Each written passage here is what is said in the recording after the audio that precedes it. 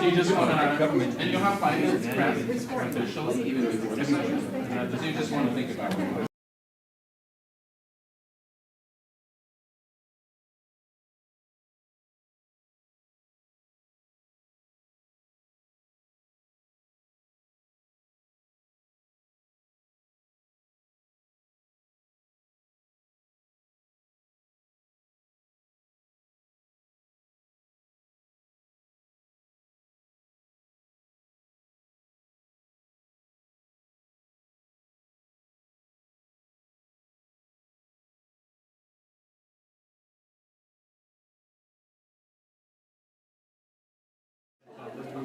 May I have all of your attention?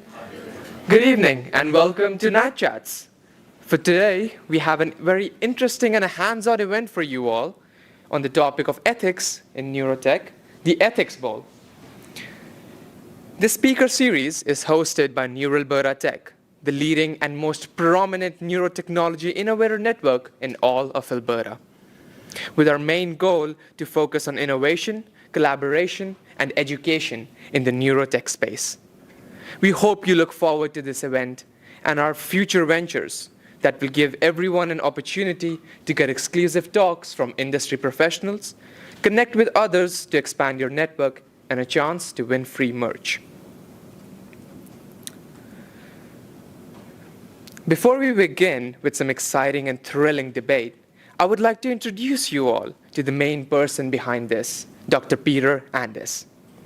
Dr. Peter is a senior business partner, health problems at Alberta Innovates, managing the Ethics of Innovation Consortium and the AI Better Health program. He has also served as the editor of International Review of Information Ethics, overseeing the publications of special issue case in artificial intelligence ethics, and taught healthcare ethics for 6 years at the University of Alberta. Let's welcome Dr. Andes, everyone.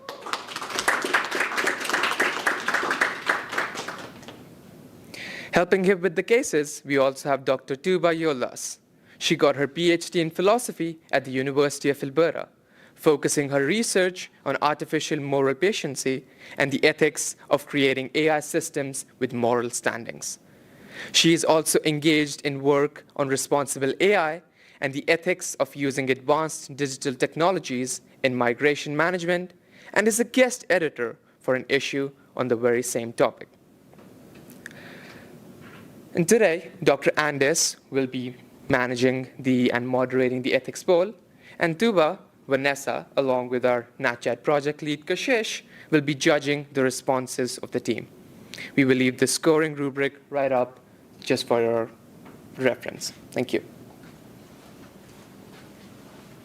Okay, thank you so much, everyone, and welcome. So we'll get started in just a minute here. Just going to go over how Ethics Bowl works. And of course, before I even do that, I want to say we're very grateful to NeurAlbertaTech for hosting this event and putting it on, and all the hard work that everyone did, including Kashish. And also special thanks to our other judge, Vanessa Wilkins, for joining us as well. Okay, and thank you all for coming. So how it works is this is a kind of ethical debate, but the teams don't necessarily have to agree, or they don't necessarily have to disagree. How it works is we have cases, particular case studies that the teams have been given, and at the beginning of each round, I'll tell a team what their case is, and they have to present an ethical stance on that case and argue for a particular position, present reasons supporting their argument and examples. And then the other team gets a chance to respond and point out what might have gone wrong in that presentation. They can either outright disagree, or they can agree, but with caveats. And they can say, well, we think your overall stance is right, but you really missed this important factor. Or we'd like to see you talk more about this. You can also ask questions during your time. And then the initial team that presented gets a chance to respond, rebut, answer those questions. So how you'll be graded by the judges is a standard Ethics Bowl rubric. Is the judges will look at the quality of your presentation and whether you're able to successfully discuss the important ethical aspects of the case and whether you're aware of competing viewpoints. They'll look at the quality of the feedback that the other team gives, and then they will ultimately not be doing judges' questions tonight, just in the interest of time. We've got to move fast, so we're just going to give you an automatic 20 points for that section. 20 points without even just for signing your name, right? Okay, so what we'll do is this will be our first case in the round, and how it works is, one moment here, sorry. How it works is the presenting team will get 5 minutes to confer and plan what they'll argue. They'll present for 5 minutes, and then the other team will get a chance to confer for 1 minute. Then that team will respond for 2 minutes, and then the initial team will get to respond for 3 minutes. And don't worry about keeping track of that time. That's my job as moderator. So I'll hold up my phone, which will have a stopwatch on it, and let you know the time. I'll usually signal 1 when you have 1 minute left. Okay, we also need some team names. So if you haven't thought of a name yet, think fast. What are our teams here?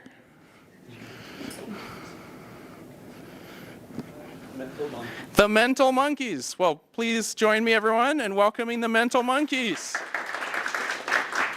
They've been through many ethics bowls together, I'm sure. No. Yeah. And have we thought of a team name over here? Wisdom Techies. The Wisdom Techies. Please join me in welcoming the Wisdom Techies. Okay. The challenge is remembering these names. Mental Monkeys, Wisdom Techies. Okay. All right. Mental Monkeys, you're going to be presenting case 1, a stance on case 1, and you want to respond to the question at the bottom. So I'll go ahead and read this. And then once I'm done reading it, you'll have 5 minutes to plan your response, and the other team can do some planning too. Okay, case 1, neural advertising. Companies can use neural data obtained from non-invasive neurotech devices for marketing purposes. By detecting signals related to our preferences and dislikes, these companies can influence customers' behavior for profit maximization. This raises alarming questions about surveillance, marketing tactics, and political influence on our most private thoughts and emotions, ultimately threatening our democracies and the foundations of society. So your question is it ever ethical to use neural data from non-invasive neurotech devices for marketing purposes? What ethical requirements should govern the use of this technology? And your planning time of 5 minutes starts now.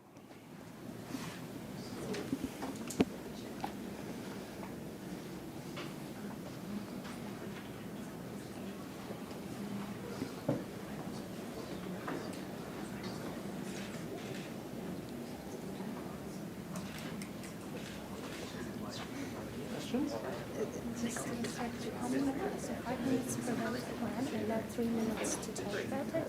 5 minutes to talk. Also, 5 minutes to talk about it, and then response is 3 Yeah, I minutes. keep track of all that.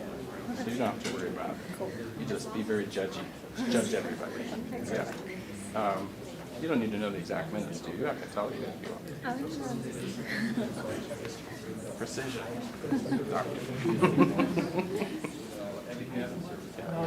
This is an open mic, so don't say anything really bad.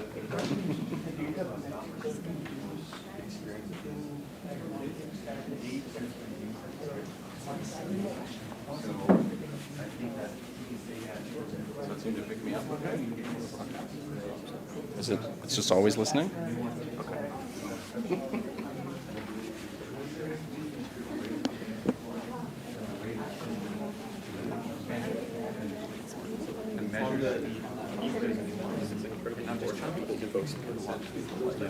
Like there are high frequency, there are high frequency trading.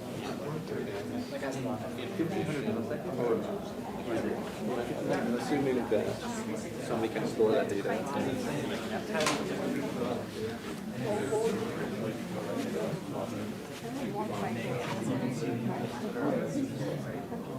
So that's why yes.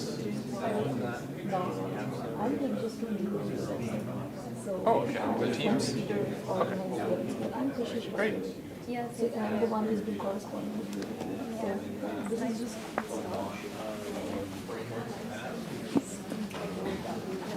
Well, yeah. So like, why consent has to be. This is an open mic. Okay. So Good to know. Thank you. be conscious. And when you're ready, we'll talk into that. So the streamers, people streaming. Okay. So I'm saying consent has to be, I think, a little more specific.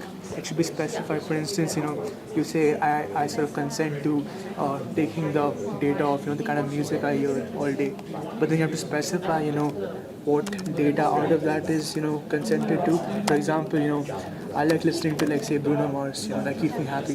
You can suggest me like promotional materials on what I listen to. But like for instance, I'm going through a bad phase. I'm listening to a certain type of music that sort of helps me get through that phase. I wouldn't consent to sort of giving that data out because at that point the business is using that information to sort of profit out of me, and I'm not really sort of I'm feeling used. Yeah, exactly. So I think that like what I can maybe go into, because I think you'll present the case, but then I think if I can chime in after, I don't know if we all want to chime in, but what I would chime in and say is that it needs to be true consent. So like as a doctor, consent for surgery is not just a check mark. It's like a really, do you understand this? And so I think that there needs to be like, warnings on before you even buy something. And because, often I'll get a device and I'll think, oh, I need to just consent just to use this, and I just want to use it, so I'm just going to scroll, and then click yes. Yeah. True consent. So I can talk about that, and then and then it should talk about like consequentials and risks, benefits. I think it should be like, what are the benefits to me? I actually like that YouTube gives me, and their ads give me what I'm looking for. Like if I'm looking for shoes, they'll give me more shoes. I kind of like that. Right. But it'd be nice to know we can opt in or opt out. But you shouldn't have to, buying something doesn't mean you should automatically have to buy the product. You should be able to opt out. Okay, so one point, as you mentioned, is true consent that we can talk about. Yeah. And the point that I was sort of talking about is like, companies cannot sort of, trick people into giving out data which feels ethical to give out. Are you good if I just kind of like, should we all speak, or do you want to start? I can add consent. I think 1 minute to speak, or how much time? You have 5 minutes to speak. Okay. But you don't have to use the whole time. Okay. It's very chill. Okay. So there should be time to pass around the mic and have a discussion. You should all feel free to chat. Okay. Okay, I think we just talk about points that we're more comfortable in speaking about. Yeah. So you could talk about true consent, and I could talk about, companies shouldn't be like sort of tricking people into sort of getting consent from data that only profits one side of the game. So are we all on that, or? We're all good with that. Yes. Okay, you Who now wants to have start? 5 minutes to I'll start. present. Okay. Make sure you speak into the I'll go mic, second. and I'll just give you a 1 minute warning when you have 1 minute left. Okay, and am I speaking into the camera behind me? No, I don't. It's up to You can just you do can that. just Face face it. Okay. the other team. Well, they get access to my notes. Anyway. Yeah, so as an answer to question 1, I'll just reiterate the question. Is it ever ethical to use neural data for non-invasive neurotech devices for marketing purposes? What ethical requirements should govern the use of this technology? Towards what ethical requirements should govern the use of this technology? I argue that there are 2 human rights principles at play, that of cognitive liberty and that of mental privacy. People should be able to opt in and conversely opt out of such technologies, given the sensitive nature of your thoughts and brain data. And also, if you're non-consenting, you should have a right to keep those thoughts and mental processes to yourself and free from external influence like marketing and etc. As an example of just consent being given and taken away in a privacy and information sense, you can see GDPR, which is considered the global standard for data protection. Data subjects have the right to withdraw the consent and have a right to erasure, basically, of that personal data at any time. And I wanted to emphasize that it needs to be a true consent. I agree. But when I get a product, often I look at the privacy blurb, and it's really long, and I don't have time. I just want to use this device. And so I'm just scrolling to the bottom at the end, and then I go click, accept, and then, move on with my life.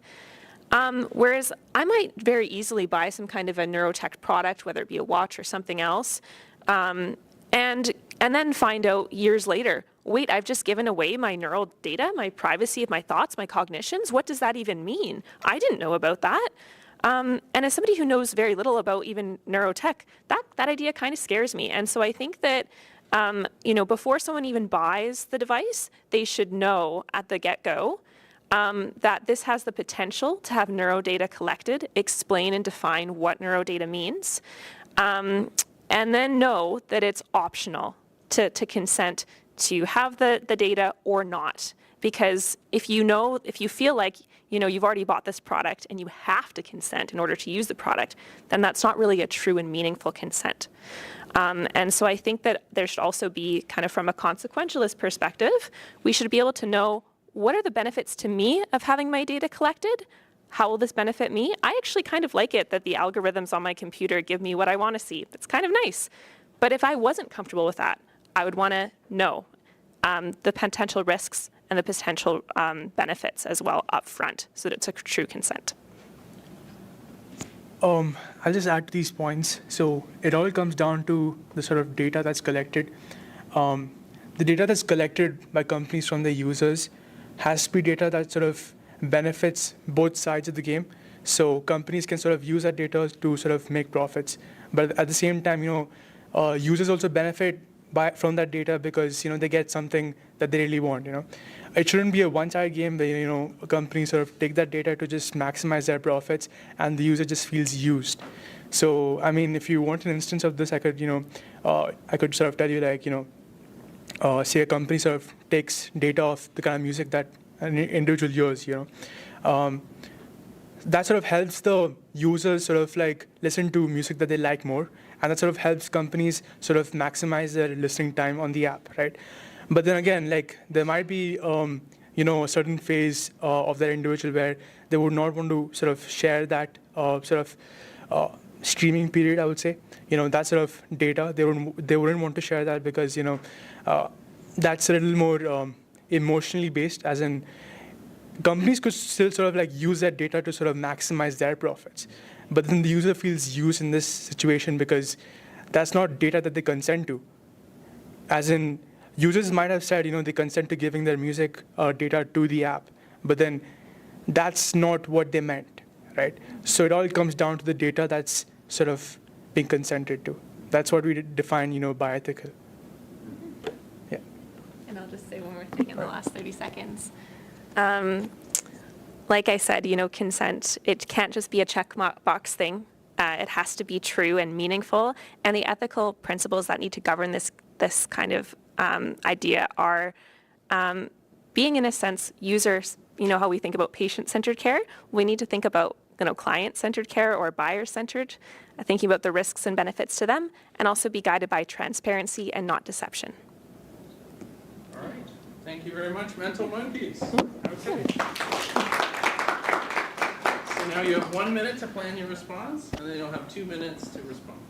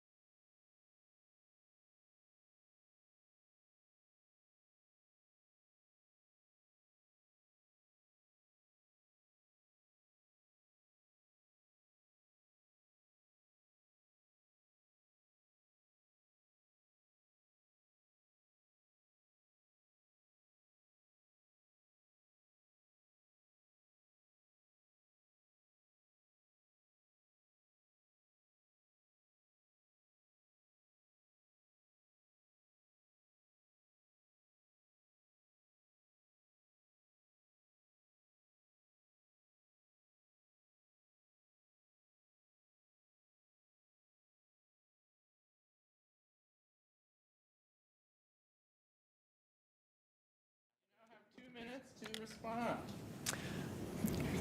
Okay. We fundamentally agree with what you said. This is very powerful technology. I think you're absolutely right. We're thinking it's very wise to have this opt-out clause.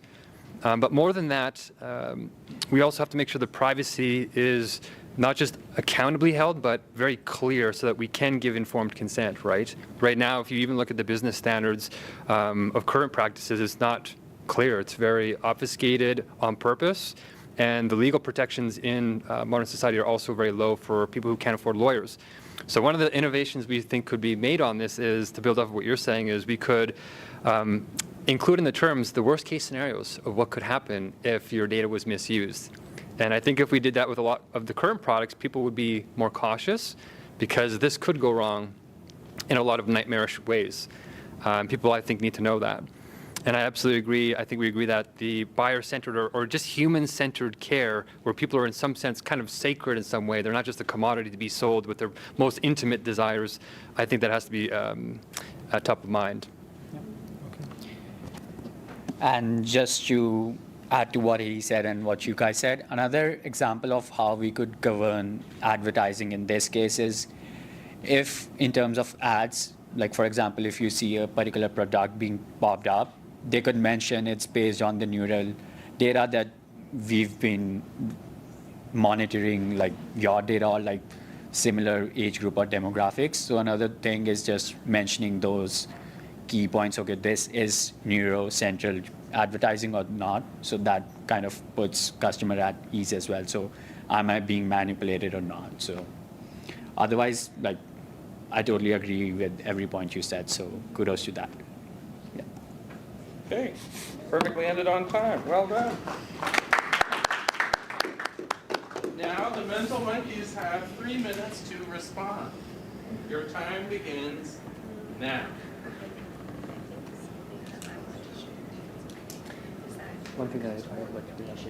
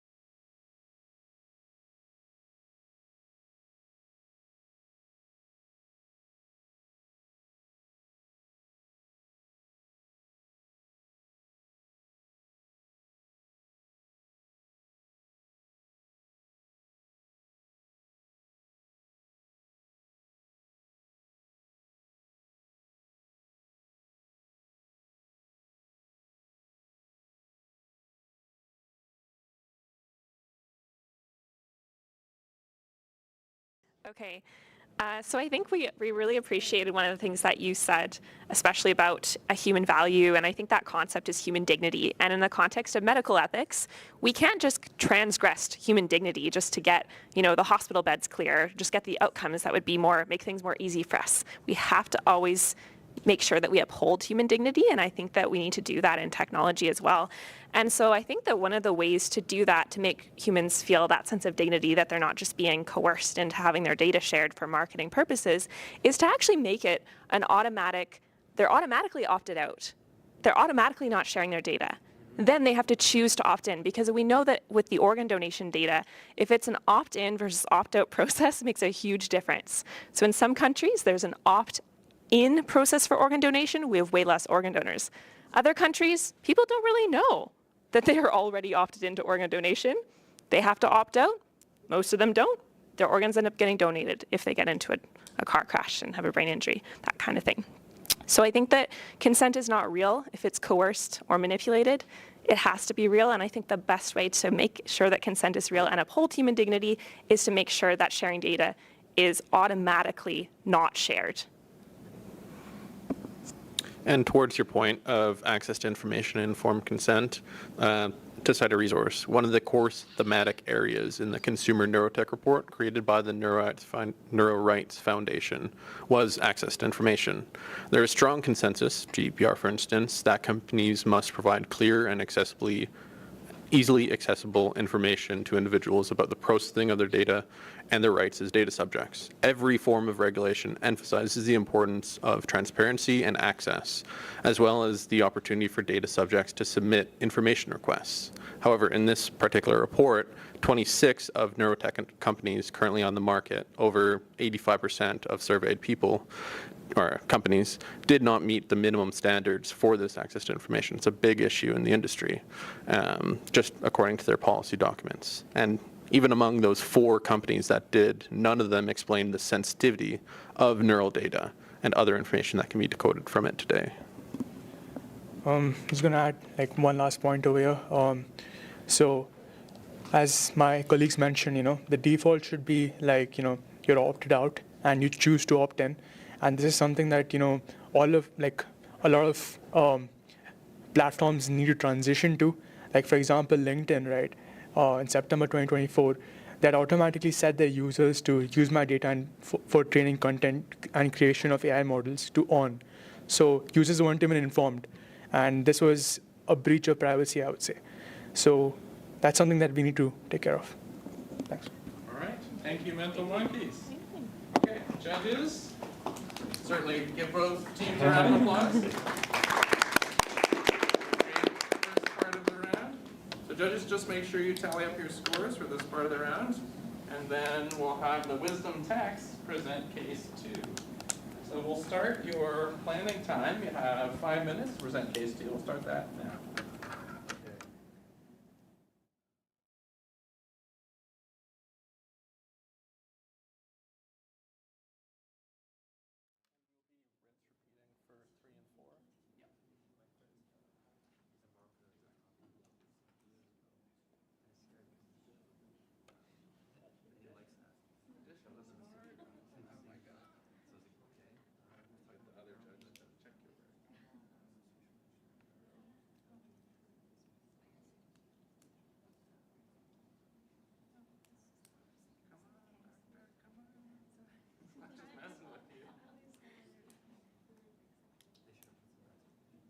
Are we aware of the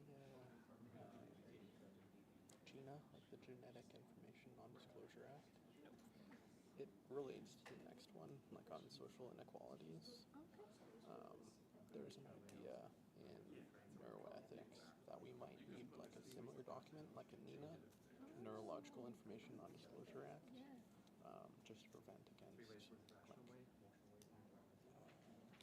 what happened in the States was insurance companies would use genetic data to adjust how much it cost. So they looked at like genetic ethnic populations that were like dark in skin tone and adjusted insurance to be higher.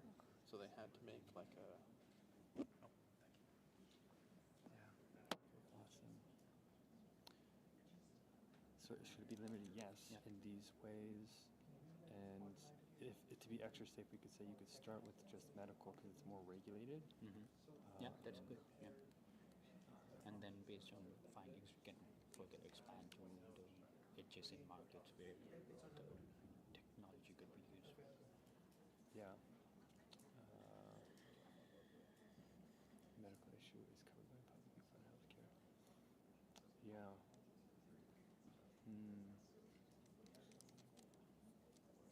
Did it give us an ethical framework in here in terms of utility? It shouldn't just be utilitarian because transparent disclosure, education awareness, digital policy safeguards, yeah, ethical AI, tech design.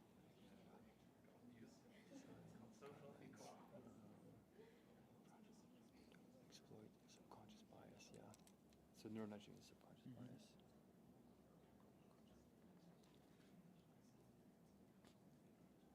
Actually, you know what we can include in terms of the education? We should say that people might have to take a course, course in neuro to buy in. Yeah, this way kids can't be exploited too young.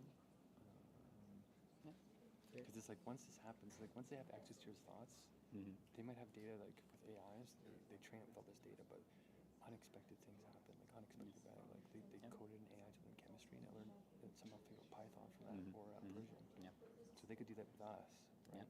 Yep. Yep. That's fair. So we should definitely make sure that the business leaders follow these Aristotelian virtues on making sure that they use this technology for the greatest good. That's why I think maybe only social enterprise should really own it.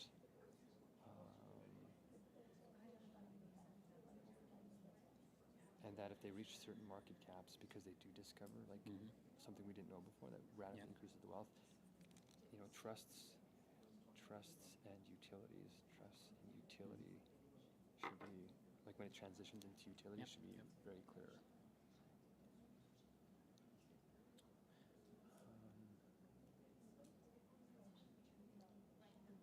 Are there any other stats that we can use? So I'll mention these stats of inequality so far, plus they're 85% that people don't have access to education. I can say that. So I don't know if you want to start first, and then I can just fill in whatever you don't cover. I think it's better if you start, and I'll be able to, like, based on like the second question, I can add whatever. Okay, 30 seconds. Okay, I'll try and cover as much as I can here. Because I feel I'll miss most of the, like, I won't even remember like covering all of the parts. Okay, yeah, I've been studying this for a while, so. That's it, yeah. Okay.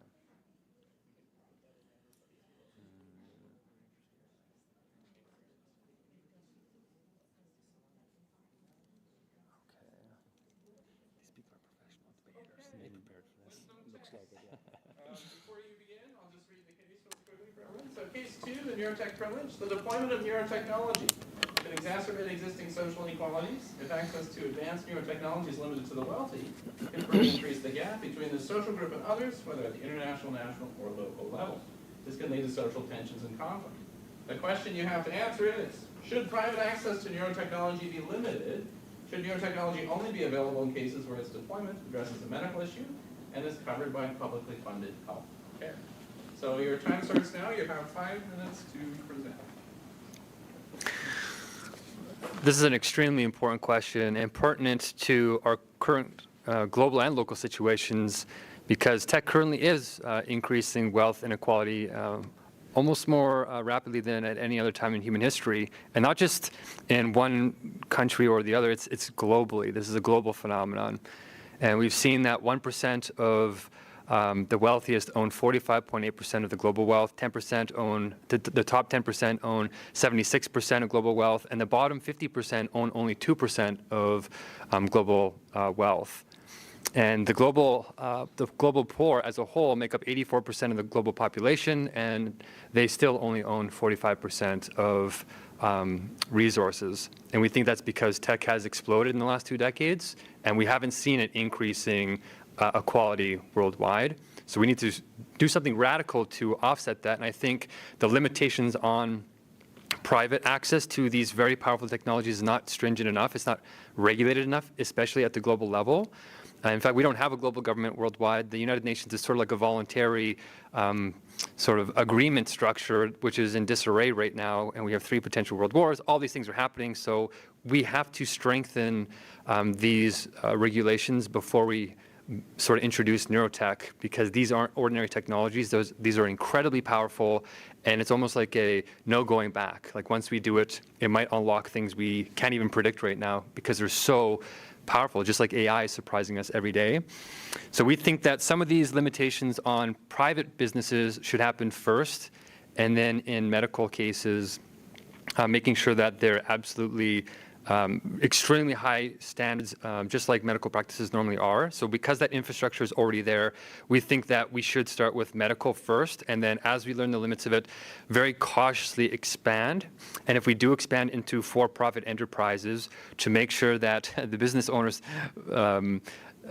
embody Aristotelian virtues of some kind of balance and moderation, and to make it very clear that when these technologies find something that we weren't expecting, that trusts are strengthened, and that we know how to transition to utilities to make sure that they are becoming globally distributed.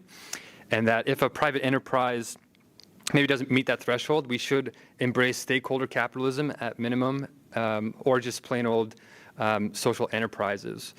And maybe even on top of the educational standards, we should increase them too, not just getting governments to regulate the businesses, but having the consumer base also increase their understanding through maybe taking courses, like mandatory courses in neurotech before they purchase.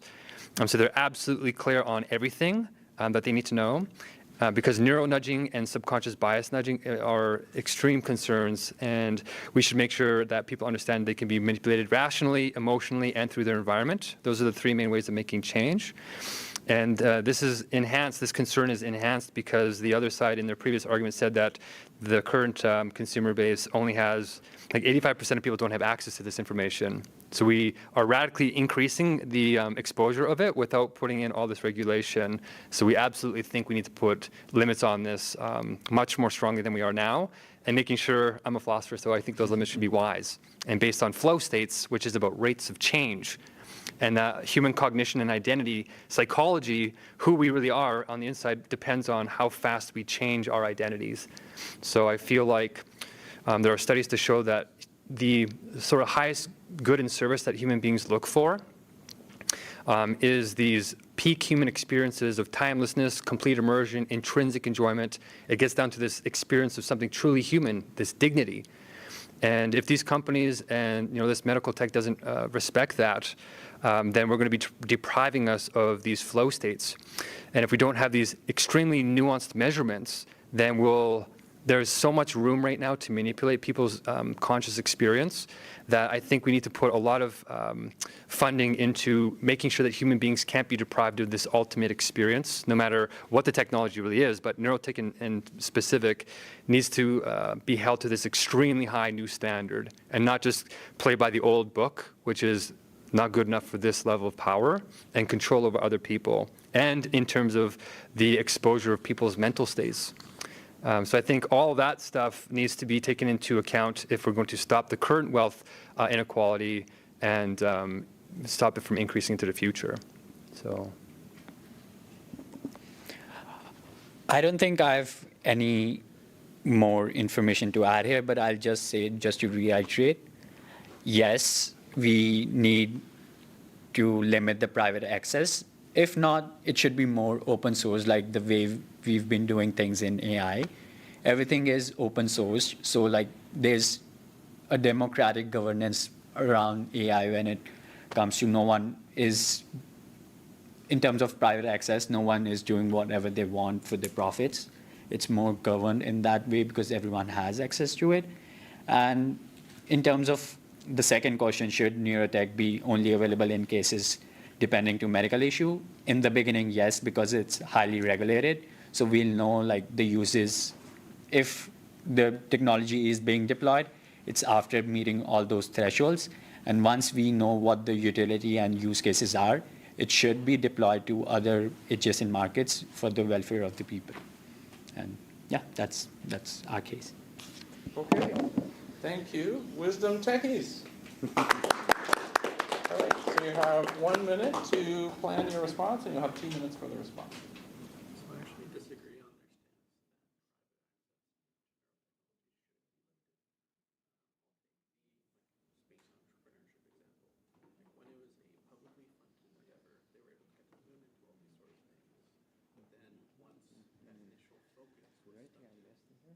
Oh, I didn't mention the ethical stock market thing, actually. Actually, I will make that a point about those things.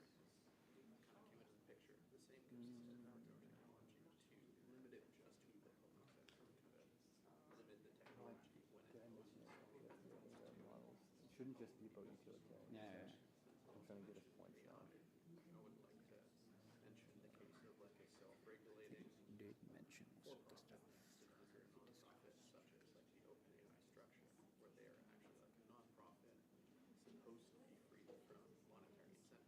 Yeah, I actually want to mention this too. We should plan it as if we were most disadvantaged society. Ensure there's EBI. Okay. Your planning time has expired. You now have 2 minutes to respond. Would you like to start? Okay, so I think that I agree that social inequalities can perpetuate potential injustice, especially if there's like high costs associated with something. So I think like in thinking about medicine, there are certain stimulant drugs that we use for ADHD, for example, that bring someone from a state of below average attention to more of an average attention. Those could also be used for somebody with average attention to bring them to like an above average attention. And so that's when we think about, are you enhancing someone towards the mean, or are you enhancing someone away from the mean?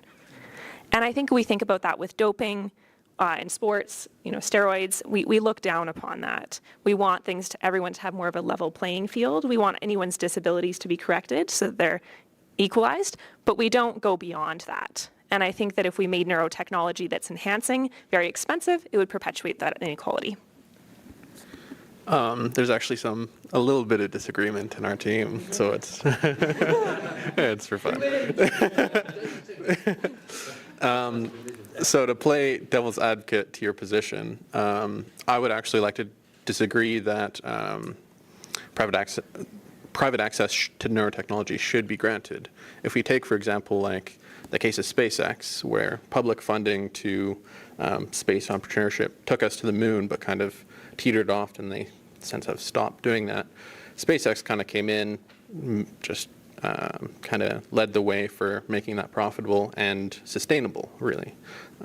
We could argue the same for neurotechnology, especially given all the benefits that it has. Also, I'd like to ask a question. You brought up AI. What do you think of OpenAI and a capped for-profit structure nested under a nonprofit?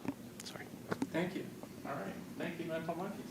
So you now have 3 minutes to respond to what they said. Time starts now. Yeah, sorry, I was talking too much. Okay. So you want 1 minute of planning? Oh, we're going to respond like way off the... It's okay. I'll give you 1 minute of planning. Oh, That's what they okay. got. Go off the cuff, I suppose. No. 1 minute of planning. And then you can. That's what they got. Yeah, that's what I thought happens. So. Yeah. Okay.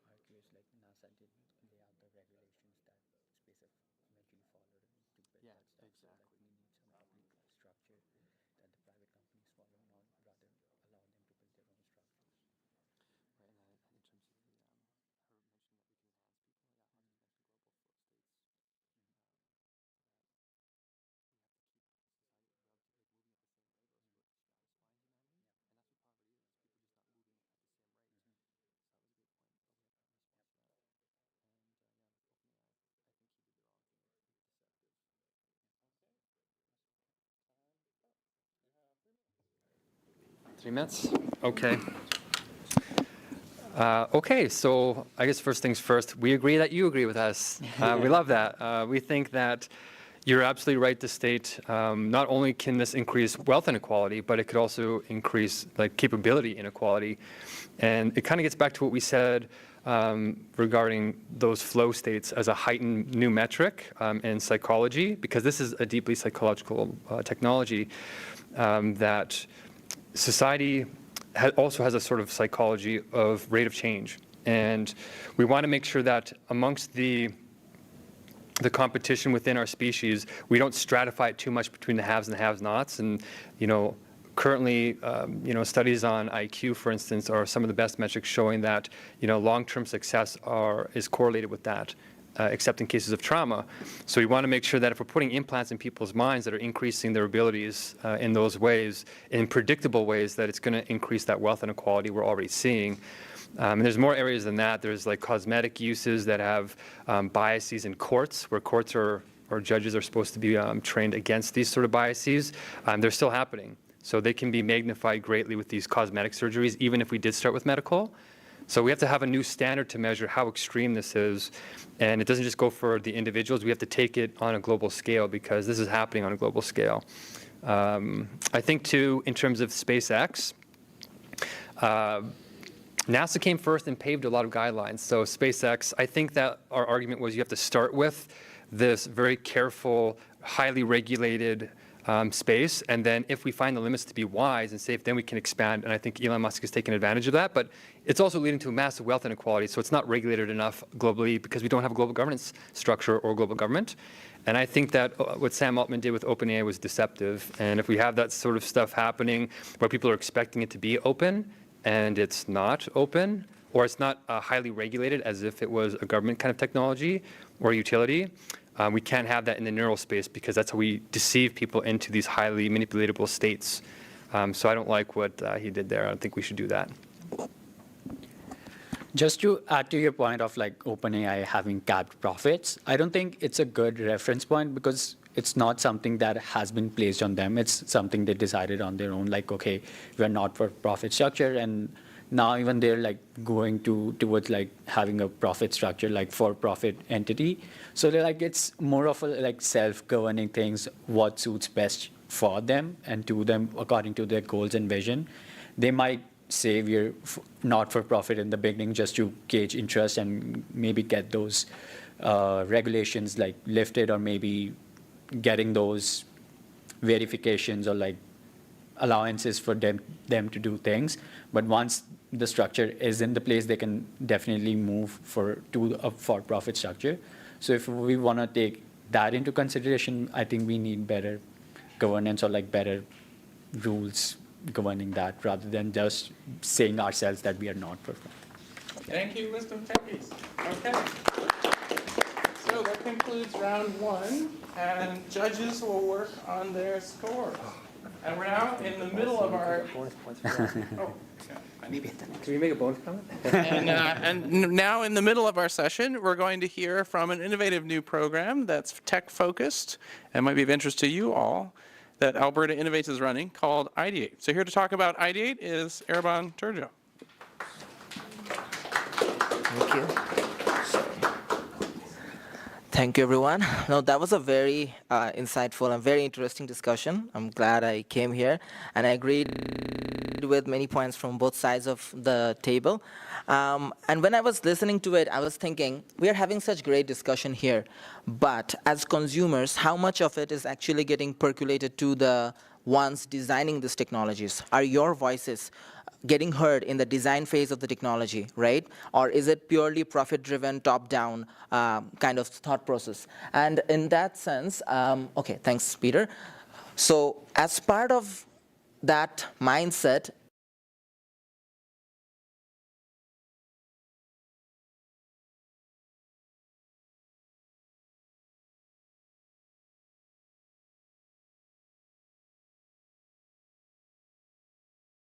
the platform is meant to bring in the end user or the consumer, which will use the technology product much earlier in the feedback loop at the design stage, let's say technology readiness levels 3 to 5-ish, when they're just developing the minimum viable product, to bring the end user or the early adopters much closer to the design phase, so that all these great ideas, these great opinions that you guys have gets integrated into the design phase of the product. At the same time, it will be helpful for the innovators because they will actually be developing something the public actually agrees to and wants to use.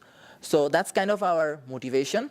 And so right now, the Ideate platform, it's a website, and it's currently it's going through some reskinning process, but it has 4 different personas, if Peter could show all the 4. Our main 2 personas are the innovators, who are anyone with an idea. I would say anyone with a product that's still in an early stage of development, a minimum viable product, or even earlier than that. And they want to get early validation of what they're developing, whether it has a market or not, whether people like it or not, right? That's the innovator. Evaluator is a catch-all phrase for anyone and everyone who's interested in new technology that is being developed. So anyone can sign up as an evaluator, look at all the products that we have. So these are like very early stage, diamond in the rough kind of products, and you can sign up to test them and give your honest opinion on them. Investors and community challengers are the 2 other personas. So investors can be anyone with a it's mostly like we're talking about an angel investor who wants to look at up-and-coming technologies who may not have raised any capital yet, and they want to get in on the action very, very early.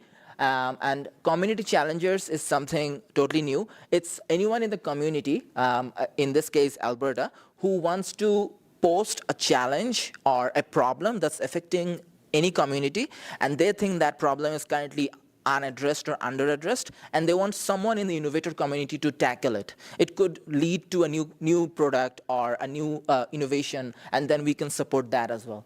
So that's kind of like a brief overview of it, but I'm always available, all three of us, to talk more about it, so I won't take more of your time. But the website is ideatealberta.ca. If you sign up there as an evaluator, if you go into there, it will by default prompt you to sign up as an evaluator. Once you create an account, you will see a list of around 15 companies which are on the platform right now, but it's a growing list. We have around 15 more in our pipeline, and we are reaching out to more and more innovators. So yeah, we welcome you to sign up, give your opinion on technology that's very early in their development cycle, and yeah, we welcome you to Ideate. Thank you. Yeah. Question for Ideate people. Yeah. When's your next intake for innovators?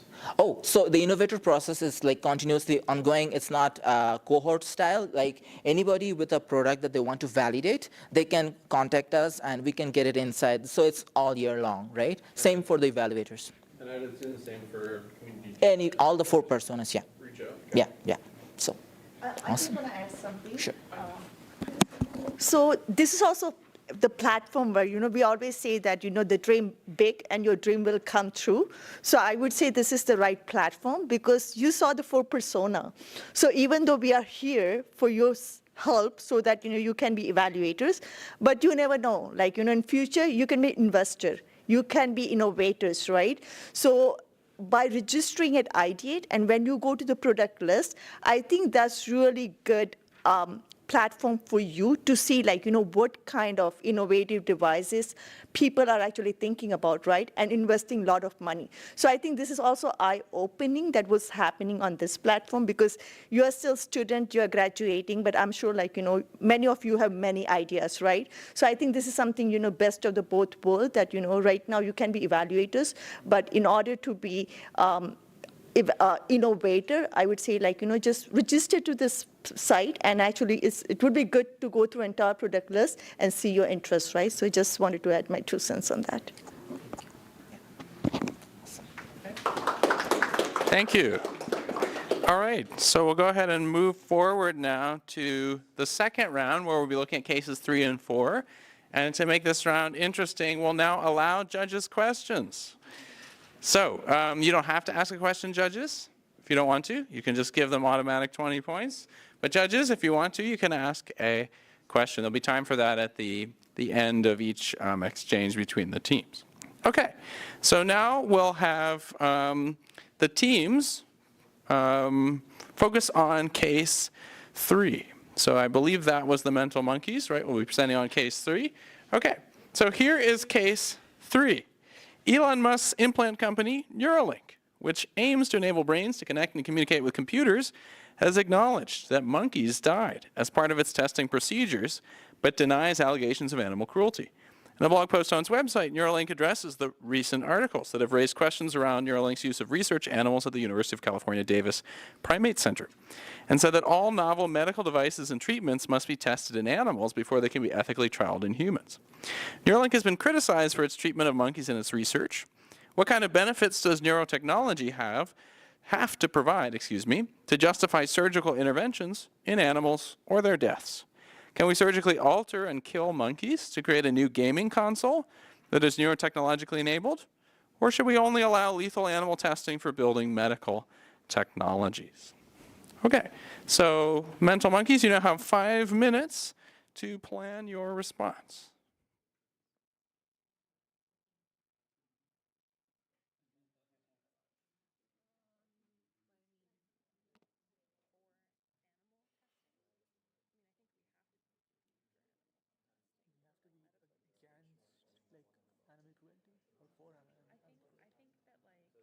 We would be against animal cruelty. Like that's the stance of like the 3 R's. Like it isn't like you restrict the amount of cruelty as great as you can, and in that sense you are against it.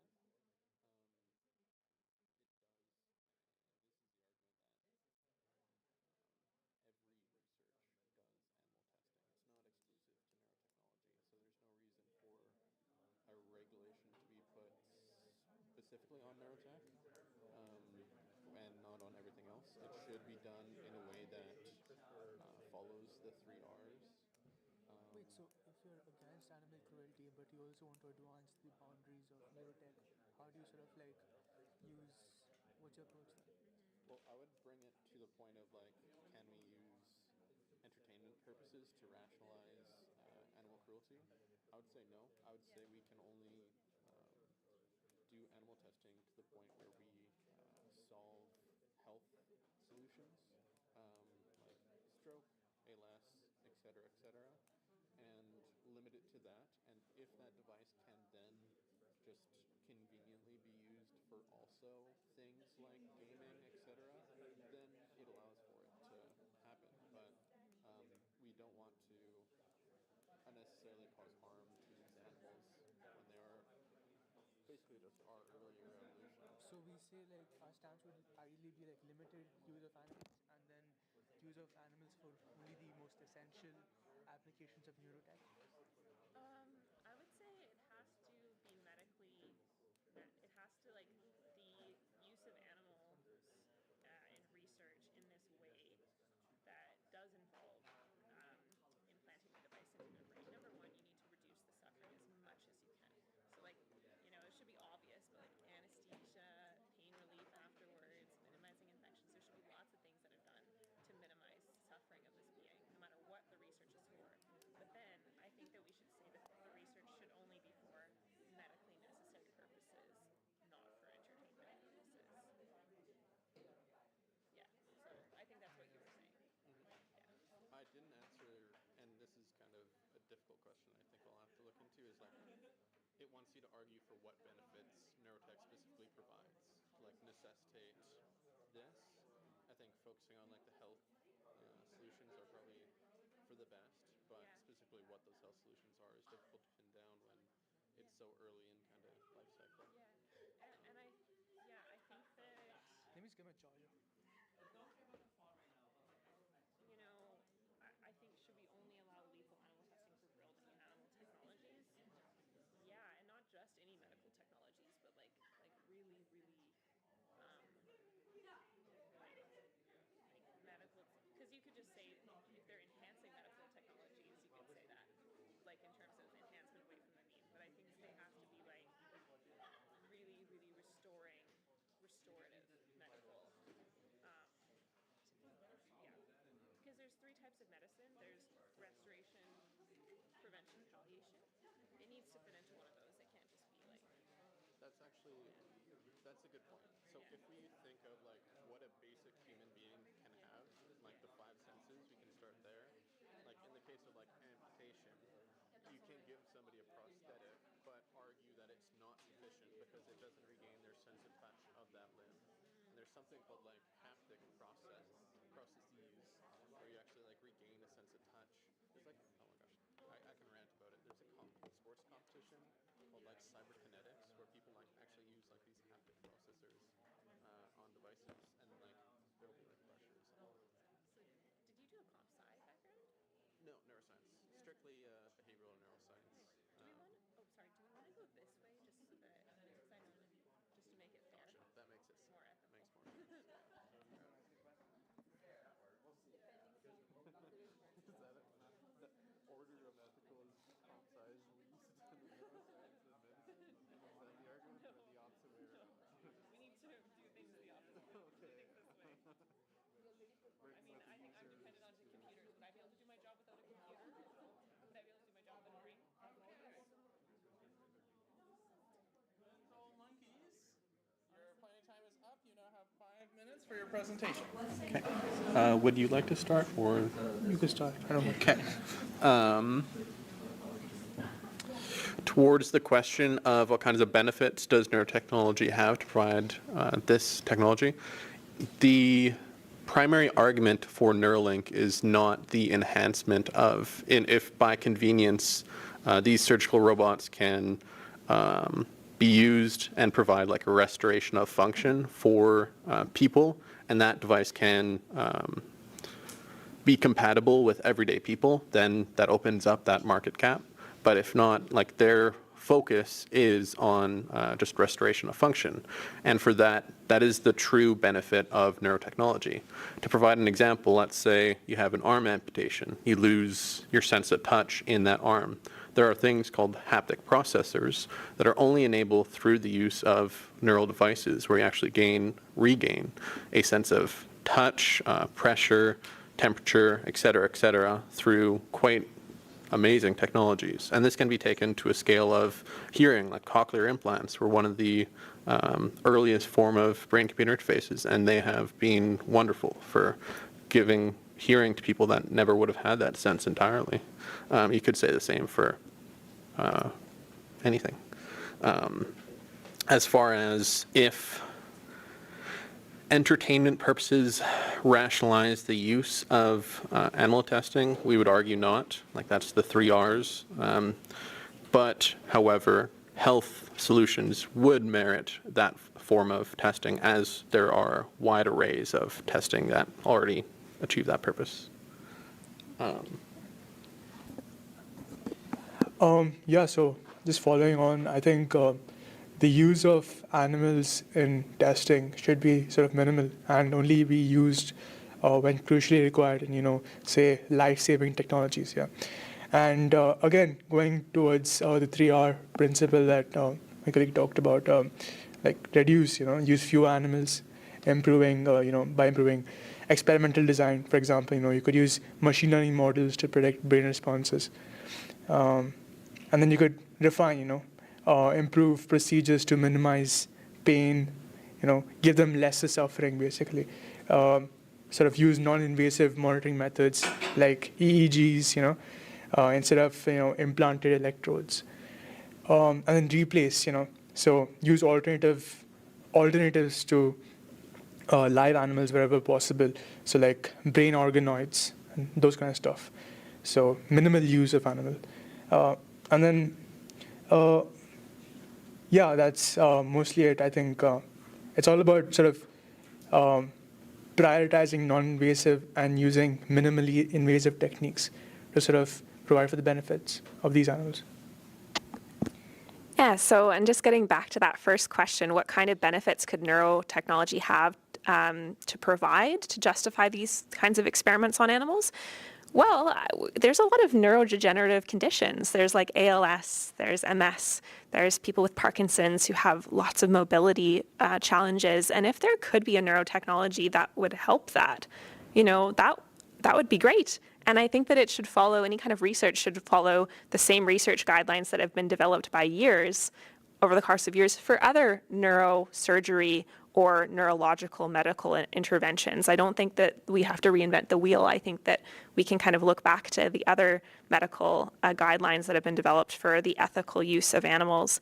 And I think getting back to that point that we brought up earlier about enhancement, kind of away from the mean, or kind of more of an enhancement towards average, or kind of a restoration. I think when I think about it, I think that the 3 purposes of medicine are restoration.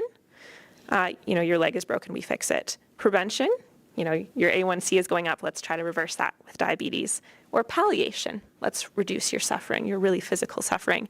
And so if neurotechnology can really provide hope and provide for one of those 3 purposes of medicine that are not just enhancing somebody a way to optimize their functioning, but can really restore, I think that it can be justified to use animals in research just like every other kind of medical intervention and on animal testing.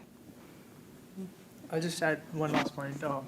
So, I mean, what I could add on is like governments and companies should sort of look forward to investing in non-animal neurotech research, because neurotech is vastly expanding, and so this is a very important field that government should prioritize funding towards. Okay. Thank you, mental monkeys. All right. You have 1 minute to confer. I don't know about technology, so I just bring it right back to medicine.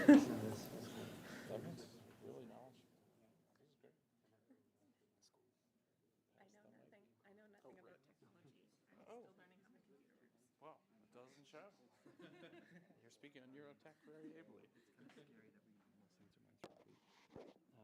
minimal suffering. So that gets to like the what do you call it? Polyturation? What's it called? What do you call it? No idea. What was that term she used for polyturation or reduction of suffering? Oh, she's talking about palliative care? Yeah. Oh, Yes, it was a palliative role for medicine. right. Palliative. Okay. I was going to be clever, but no. Increases psychological cruelty. I'm going to mention some Singer speciesism. It's not only utilitarian. Animals can't give informed consent. Yep. You ready? Yep. Okay. All right. Do you want to go first? Go ahead. No, go ahead. Wisdom techies, you have 2 minutes to respond. Okay, we agree with a lot of what you said, but I'm a vegan, and so I think that we really want to emphasize the last point that was made, that we actually don't need to use animal testing anymore at all. We don't have cruelty tested shampoos on animals anymore, for the most part. And I feel like these advancements in organoids is being supercharged with CRISPR and this genetic editing that is also being combined with AI. So we're going to have something like 100 years of health advances before 2030.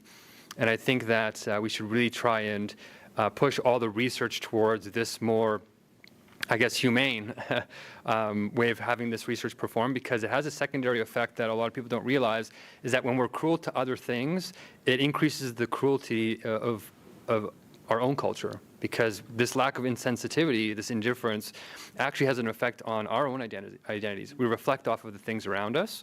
So we want to make sure that that dignity is preserved and that the speciesism doesn't take over, which Peter Singer mentions through preference utilitarianism, stuff like that. We don't want it to just be utilitarian. We want to make sure that everybody and every animal or living creature is not exposed to this tremendous amount of unknowns in this space, because we could inflict untold amounts of suffering that these animals can't give informed consent to and they can't report on. So I really feel like we have to be moving towards no animal testing. Sorry, Elon. I think. Oh, come through? Yeah, you covered everything, yeah. All right. Thank you, Wisdom techies. We'll give you a minute. No. The teams have demanded it. I would like to discuss the idea of language translation for animals through BCIs. The idea that we can connect these animals and hear their perspectives on how we should treat them differently and better in a way that is only able to be done through animal testing. Sorry, that might have been a bit loud.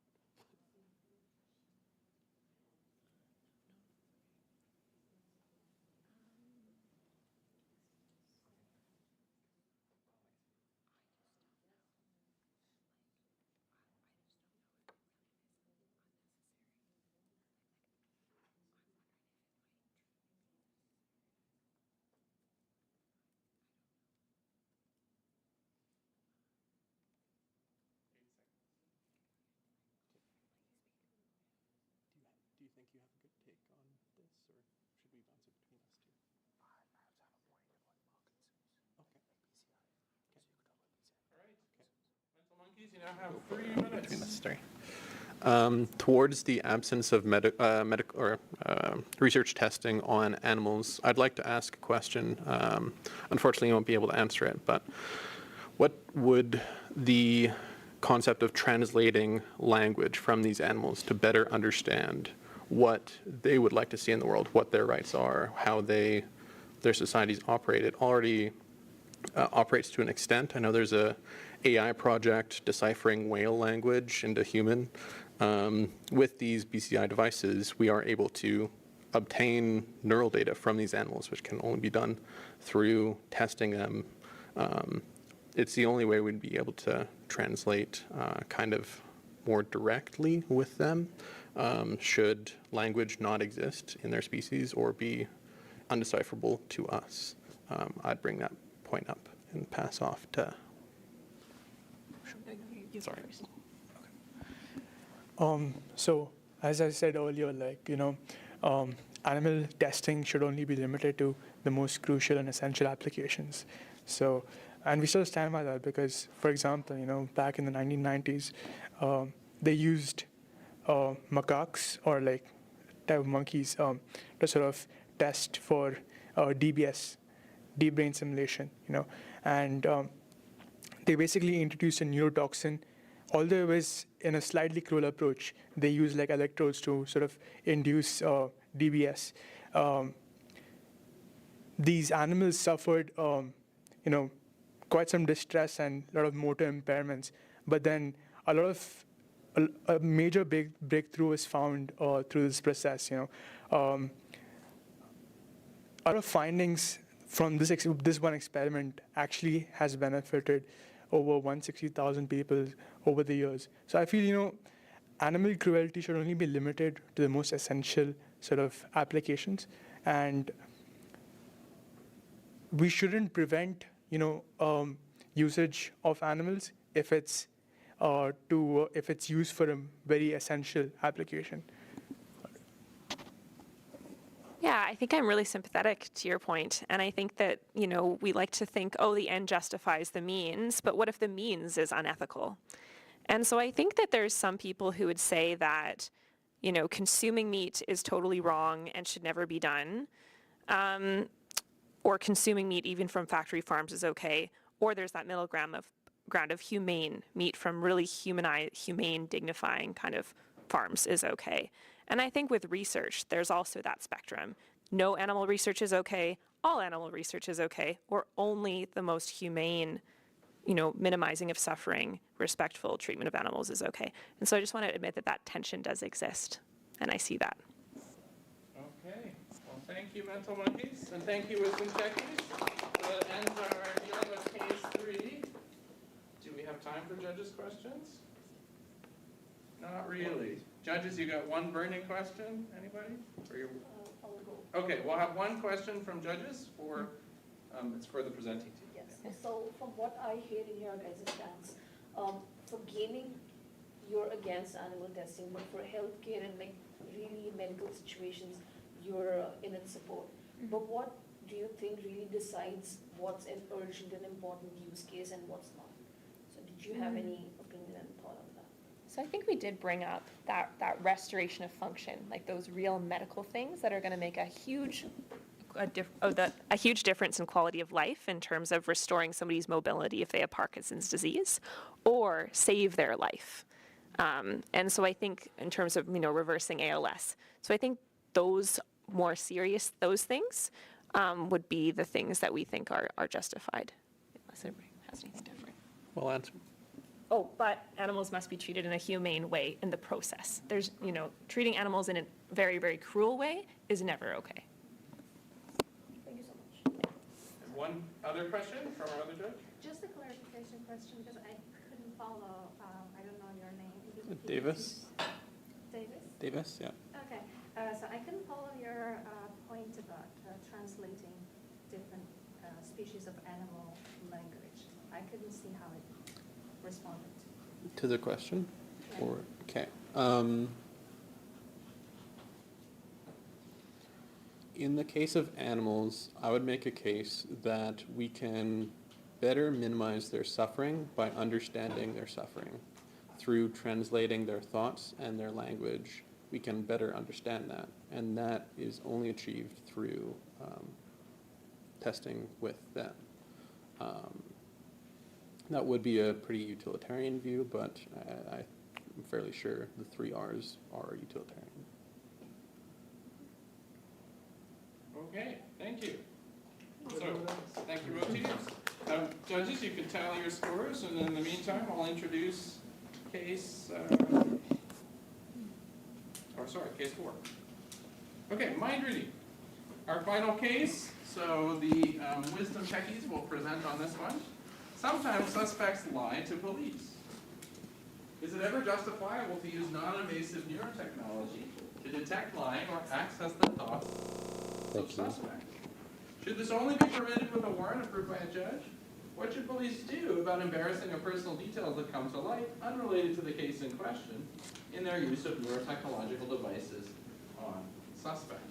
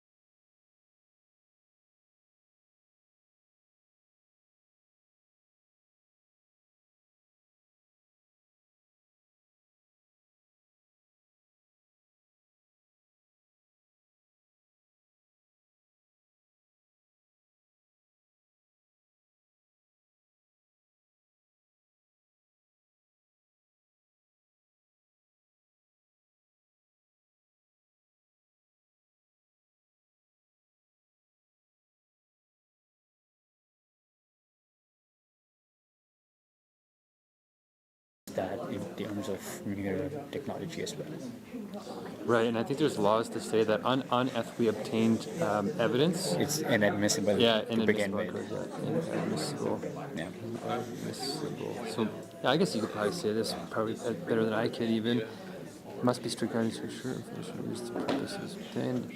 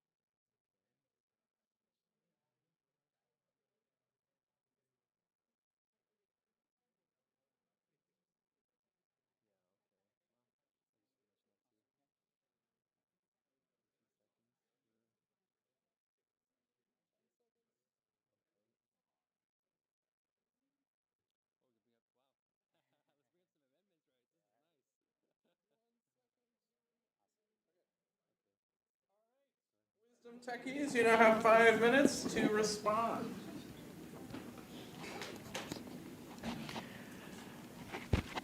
So it may be because of I'm being fanboying for like crime fiction, and it seems pretty straightforward to me because there's already like precedent in case of like polygraphs. So in terms of like, when it comes to interrogating the suspects, there's something called polygraph where they have to be approved by a judge through a warrant if they want to do the polygraph lie detector testing like you must have seen in the movies. And they're like, it is unreliable, so a case could be made so we could use Neurotech to better detect if they're lying or not. My case here would be if polygraph seems inconclusive, then a warrant should be applied like to a judge to see like these are the findings we think it's inconclusive, so we need to move to a higher like form of testing.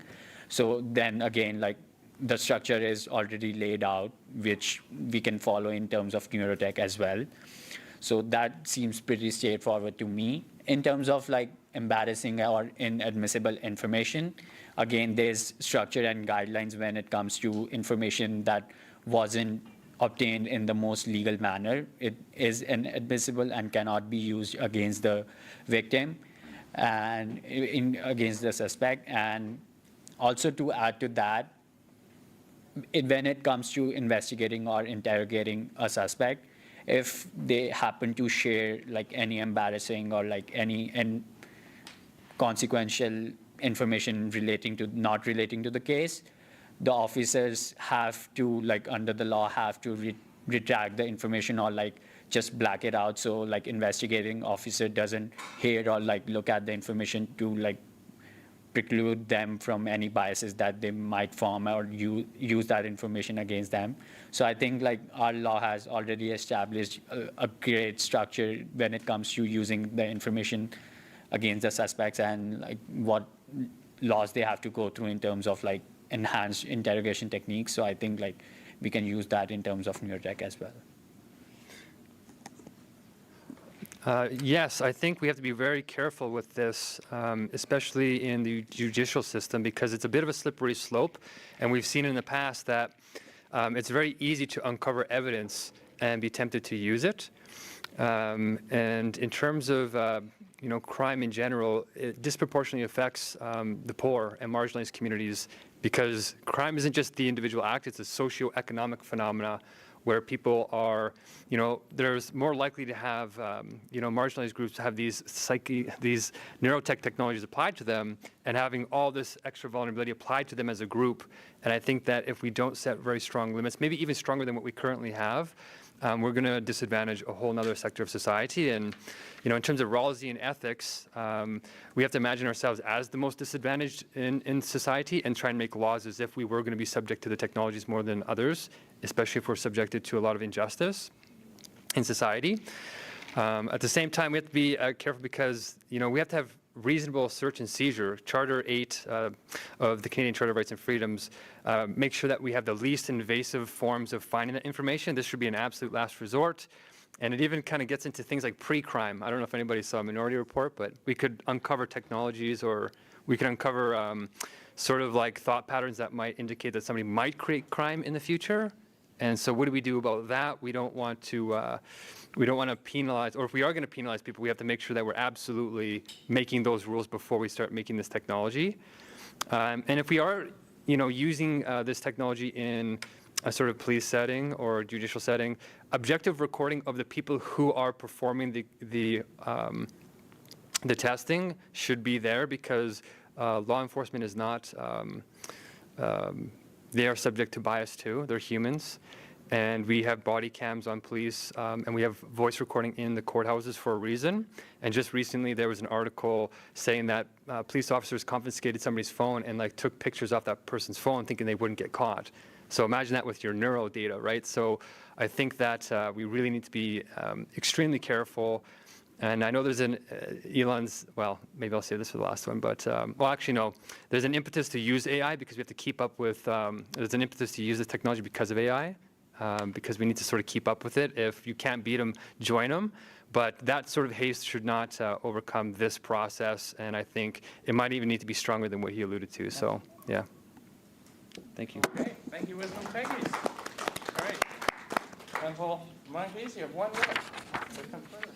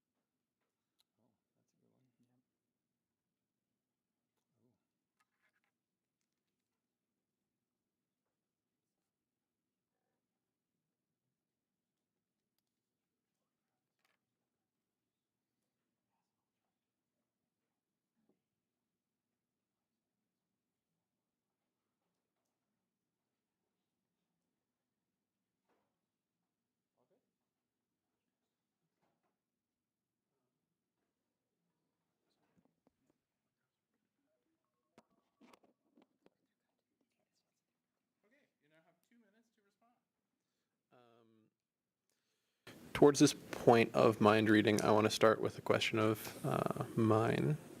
You mentioned polygraph as an example of a useful tool that lawyers can use to distill more information from a case. It is still used despite quite a low known reliability. Wouldn't a Neurotech device that has a higher reliability than polygraph prevent a lot of people from unnecessary incarceration or of being suspected of crime? Let's say if the polygraph goes off when they aren't lying, when there's something like a N400 that can more reliably detect if somebody knows the name, and let's say we say the name of a terrorist individual that only privy individuals would know and recognize, and we can detect that brain signal, it would be a lot more reliable. And I'm also wondering what mechanism do you propose to ensure that there's some kind of justice surrounding police or whomever uncovering details that are beyond the scope of the question being asked? What do you think should happen with that data, and what protocols would you put in place to ensure that it is used in an ethical way? Yeah, I agree with all these points mentioned here. But one point that you sort of mentioned that I wasn't very compliant with was the individuals can sort of vote to exclude information that's quote unquote embarrassing. I think all information that's sort of concluded from the interrogation is open to use, and because the police system, I feel, is more encapsulated. That way, like, no information sort of leaks out and is sort of used against the individual. But yeah. Okay. Well, thank you, Michael. All right. We have 1 minute. Quizzers, 1 minute to confer.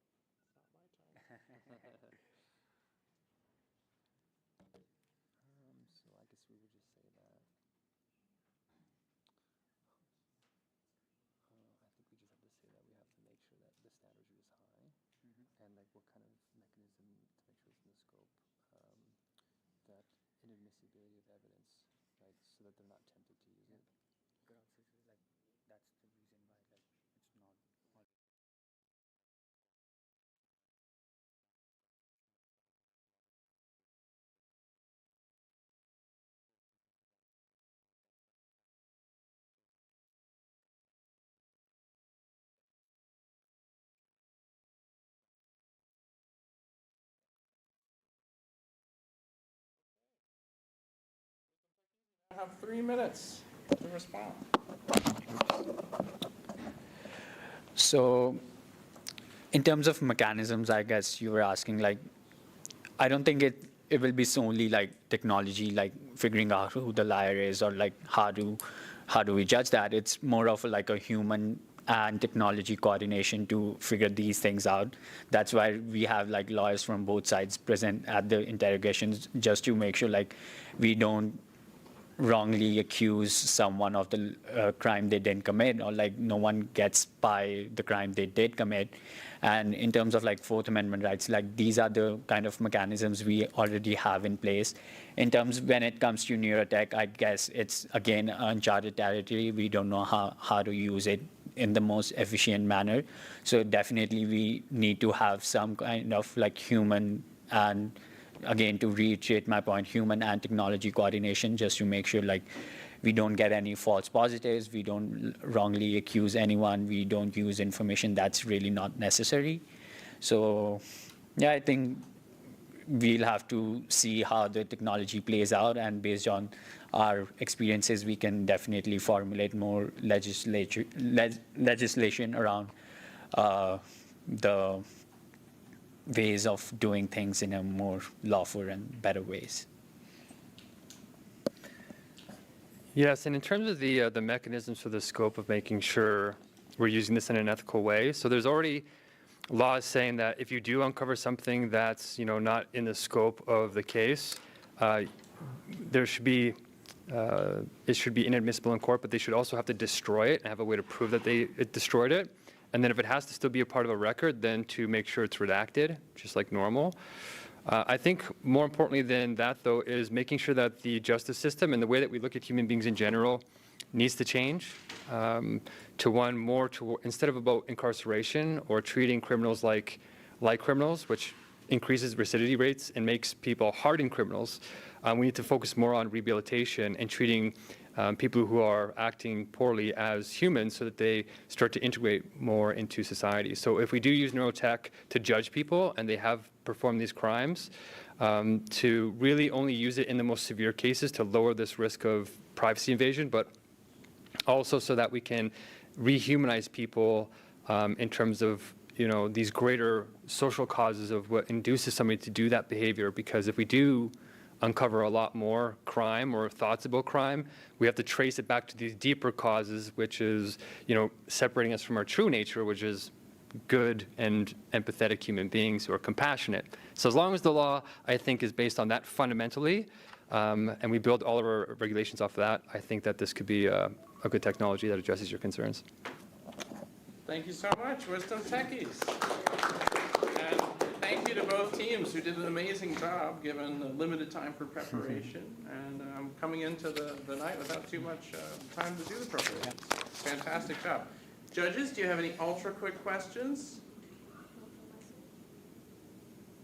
It's just a quick question about human nature being empathetic. Good. Sorry.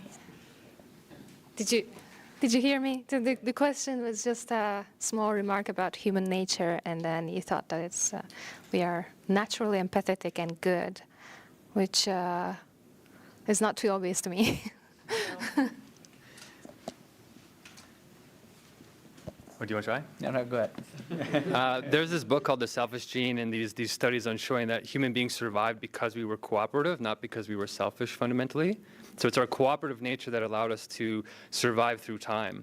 So fundamentally, that social fabric is what gives us an evolutionary advantage. And I think that it's baked into our genes to have that. Babies have that. Babies are naturally loving, even though they're needy. And I think that if our culture is not embracive of that nature, it actually embraces the opposite side. We also have a carnal side that can be selfish. And I feel like the societies that we're in right now are leaning in that way. We are becoming hyper-individualistic and, warring and abusing these technologies and leaving a vast majority of people behind.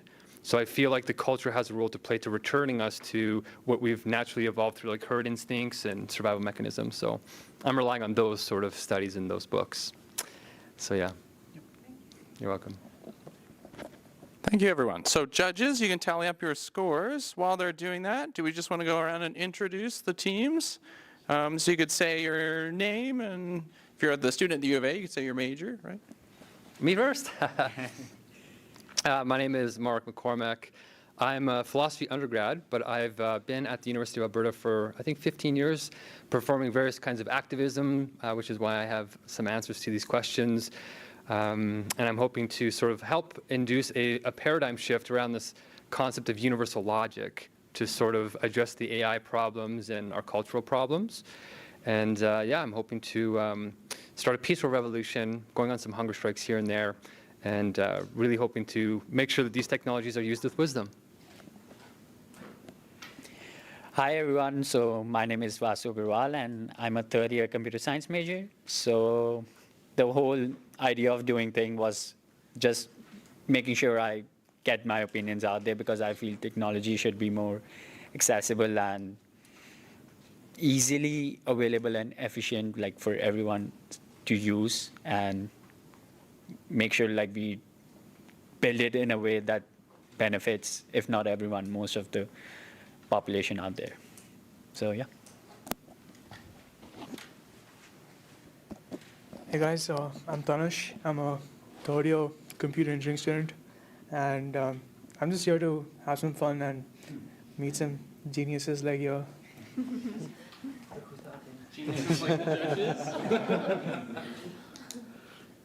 My name is Davis Jewell. I'm a master's in neuroscience student at the University of Lethbridge, so a bit far from home, but I moved to Edmonton actually in the spirit of becoming more involved with the kind of wonderful community you guys have up here, Amy, and really I'm glad I've gotten the chance to interact with all these bright minds. My name is Rachel, and I just finished my master's in counseling psychology a couple years ago, and now I'm halfway through my medical degree, so really hoping to go into medical ethics in some capacity. We could tell. Yeah. Connecting it to the medical side of things always. It is, yeah, it is. Awesome. Well, thank you so much for participating. Everyone did an amazing job, and we're just tallying the scores now. Do we have the winner of round one? Okay, so the winner of round one, remember there are 2 rounds, so if you don't win round one, doesn't mean you're out yet. And we could end up with a tie. So the winner of round one is the Mental Monkeys.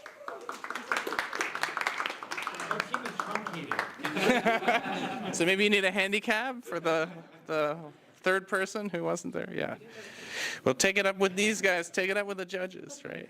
After the fact, you can argue it out. Okay, but the contest still remains undecided. The scores are being tallied as we speak. Yeah. Okay. So we're just waiting on the scores. Did you want to say anything in the meantime or about what's coming next? Or okay, all right. We have a question of, do participants get to eat some food? Of course. Actually, everybody does except for you. You're running for the food already? The real reason you're here? Everyone's in suspense.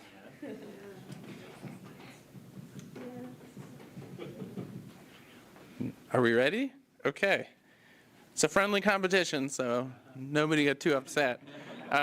So the winner of match 2 is the Mental Monkeys.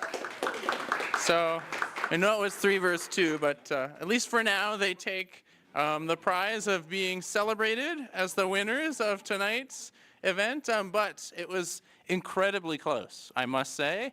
The scores were incredibly close. So everyone did an amazing job, and we'll just have to do this again, and Wisdom Techies, you can get your revenge at the next round. So thank you so much, everyone. I'll hand it over now. There you go, sorry. So thank you, everyone.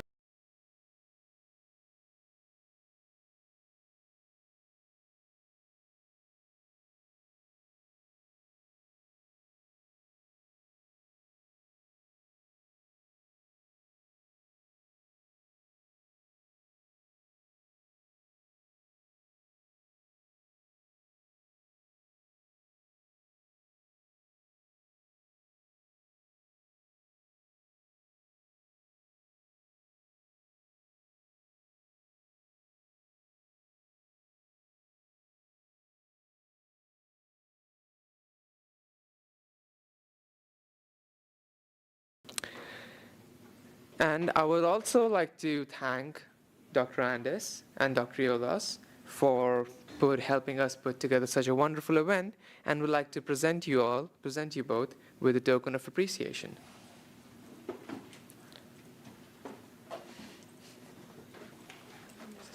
Sure. I'll just go one by one. That was too kind of you.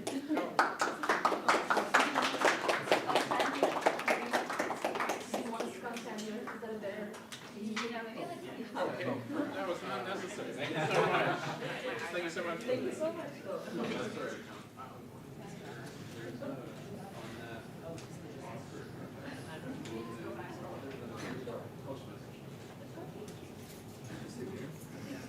Thank you. Thank you. That's too kind of you. No. This is all ours.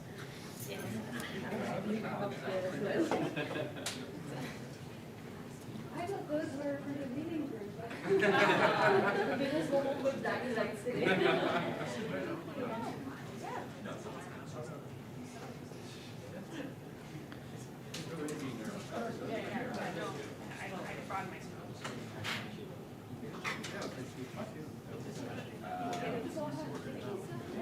And also a very, very special and sincere thank you to Vanessa as well. We're so glad you were able to join us and help us in judging on such a short notice. Thank you so much from the bottom of our hearts.